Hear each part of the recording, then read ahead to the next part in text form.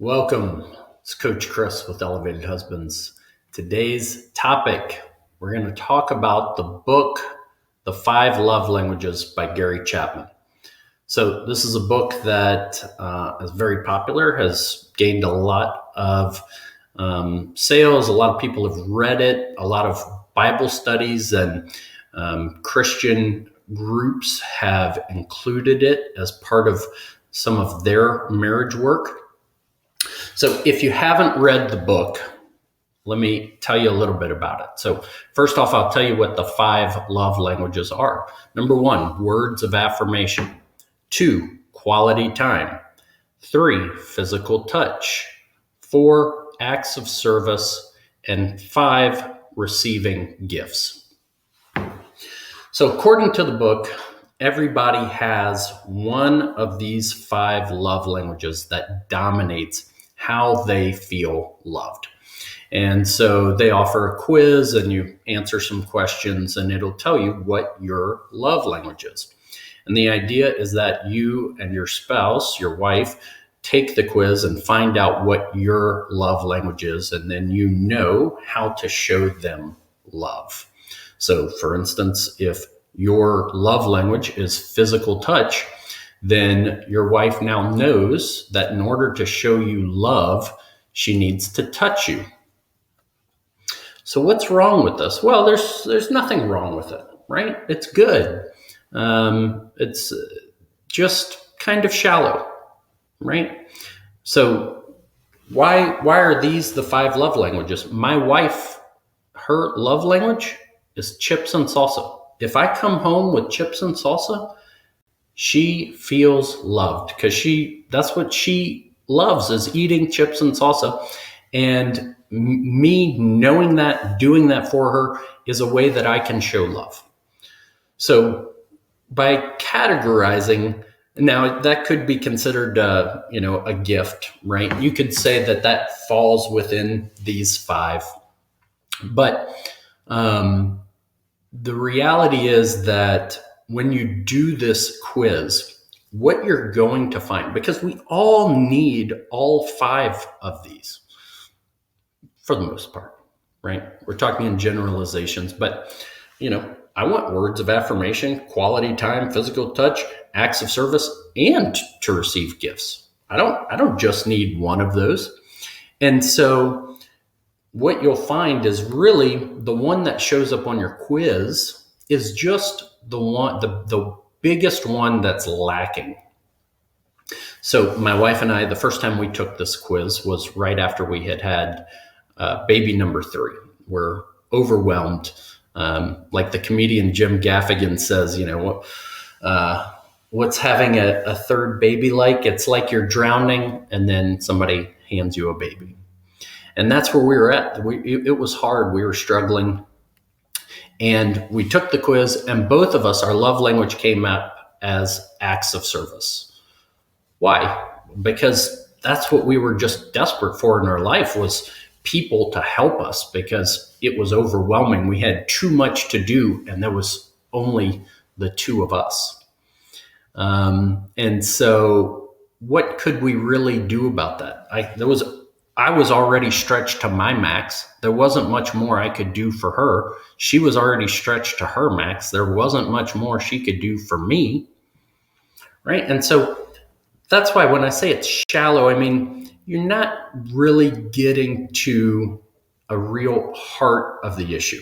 And the second time we took the quiz, we both got different stuff. I don't even remember what they were now. I think my wife got receiving gifts and I got words of affirmation. But that was just the things that were lacking at that point. And so that's good, right? Okay, so now I know I can give my wife gifts to show her love and that she does value that. But when you're dealing with real problems in a marriage, this isn't going to solve anything. You're not going to accomplish much by knowing each other's love language. Number one, because, like I said, we need all those things. Number two, because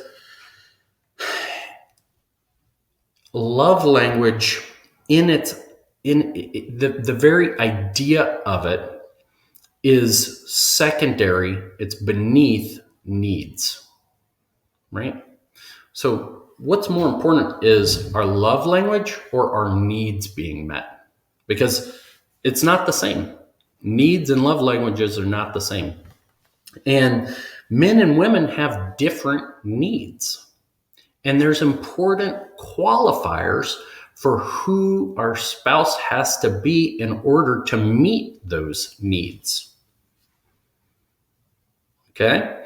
And that's the real work, right? When you're dealing with real problems in your marriage, you're not going to solve them by knowing your wife's love language and then buying her gifts, because that says nothing about who you are and who you need to be as a husband and as a man, right? Now, the other part of the issue is that simply communicating your needs the way that the five love languages tries to do doesn't make your wife want to meet them. So just telling your wife, this is my love language, or these are my needs, does not make your wife want to meet those needs.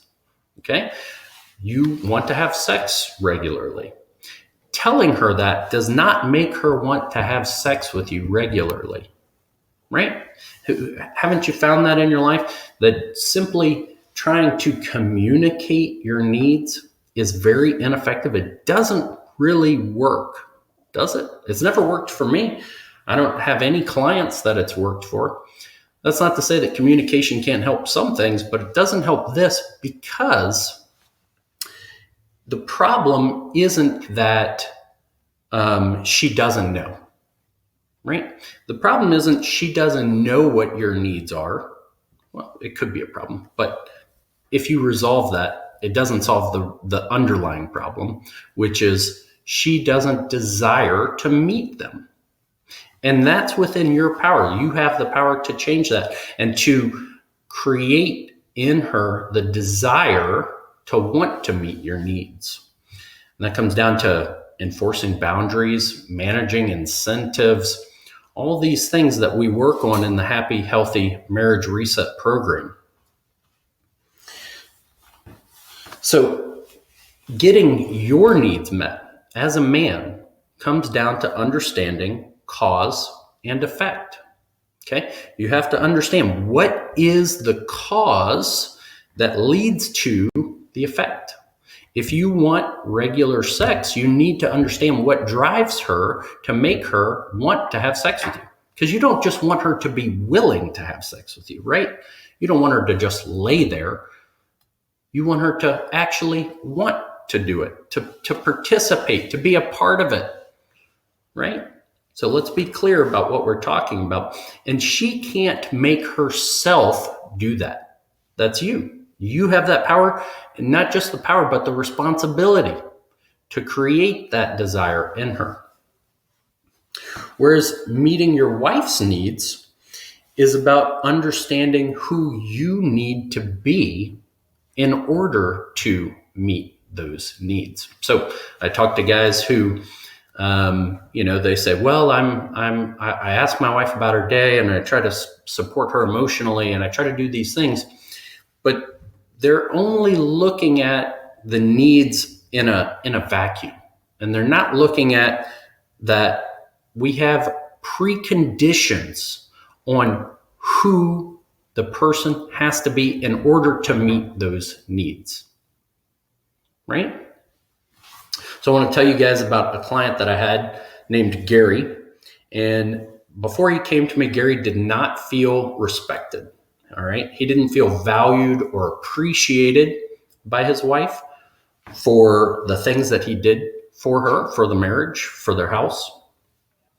And he didn't feel that she respected him as a man. Right. And what I mean is that she was disrespectful. She was rude. She called him names and said ugly things to him. And sure, a lot of times she would apologize. But ultimately he knew, because it was happening so regularly, he knew that that's how she really felt. And he wanted to change that. So we started working together. And ultimately, the biggest piece of what changed for him, of creating that house where he was respected and valued and appreciated, right? Where he became the man that he needed to be, which allowed him to then meet his wife's needs while also getting his needs met. That came down to respecting himself, loving himself. Okay. So that is what was missing, was that he was allowing things that ruined what his wife thought of him. He was being, I had a different client that referred to it as being a spineless jellyfish, right? And that's where you let your wife walk over you. You know, you're trying to do things to be a good husband, and it's just building up issues because you're not doing it from the right heart. You're doing it from a place of not respecting and loving yourself and trying to get her validation and get her to love you, to say that you're good enough. And so we had to actually build that worth within him and build that respect for himself and that self-esteem to know that he was worthy of more. So if you're interested in solving a problem like this in your marriage, I'm going to put a link down below. You can click to book a call with me, and we will get clear about what's working, what's not working in your marriage, and what you can do to move things forward. So talk to you soon.